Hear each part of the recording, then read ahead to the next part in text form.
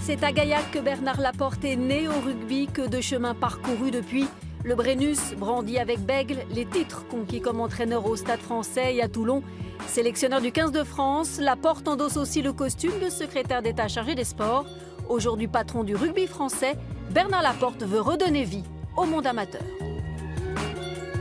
Si je me suis engagé dans ce défi, dans ce combat, c'était parce que justement, je le disais, je voyais que le monde amateur était en train de mourir, était abandonné, et que donc j'ai voulu lui redonner vie, tout simplement, le sourire, comme on dit dans le Sud, et que tous les engagements que nous avons pris, nous les tiendrons, ça c'est clair, parce que je suis convaincu d'une chose, c'est que le rugby professionnel, sans le monde amateur, n'existe pas. Voilà, les gamins, ils vont passer par tous ces clubs amateurs. Moi, je suis ici de Gaillac, d'autres sont issus de Groyer, d'autres d'Albi. Voilà, sans ces clubs-là, le rugby professionnel n'existe pas. C'est un choix politique. Voilà, c'est clair qu'on veut favoriser la formation française. On ne peut pas dire à nos jeunes Français, engagez-vous dans le rugby, mais vous savez, le rugby subit aussi la mondialisation. C'est-à-dire que le Fidjien qui viendra de 16 ans à 19 ans, mais il sera comme toi, qui est né à l'Île-sur-Tarn ou qui est né à Gaillac, il sera considéré français, donc il pourra jouer pour l'équipe de France. Ils ne viendront plus dans le rugby, ces jeunes.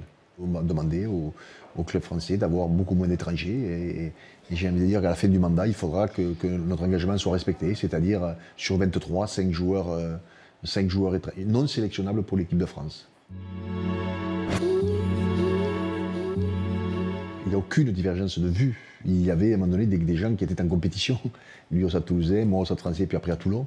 Mais ça s'arrête là. Après, à partir du moment où on est dans le même bateau, on a un seul but commun, c'est l'intérêt général du rugby français à travers l'équipe de France. Chacun restera à sa place. Moi, je ne suis pas sélectionneur.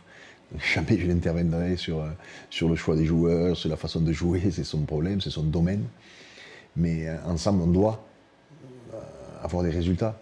Autant lui que moi.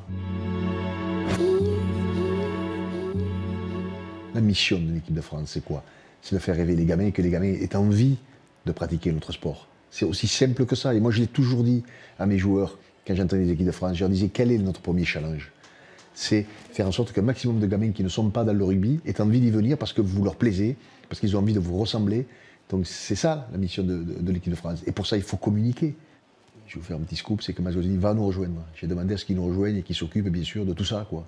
Ce qu'il a fait avec le Stade Français, c'est ce qu'il faut que nous fassions avec l'équipe de France.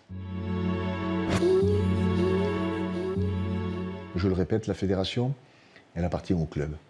Et mon slogan de campagne, c'était la fédération, c'est vous les clubs. Je ne l'oublierai pas. Et je continue à militer pour ça. Donc je ne veux pas que les clubs subissent. Je veux qu'ils soient maîtres de leur destin, qu'ils choisissent, qu'ils décident.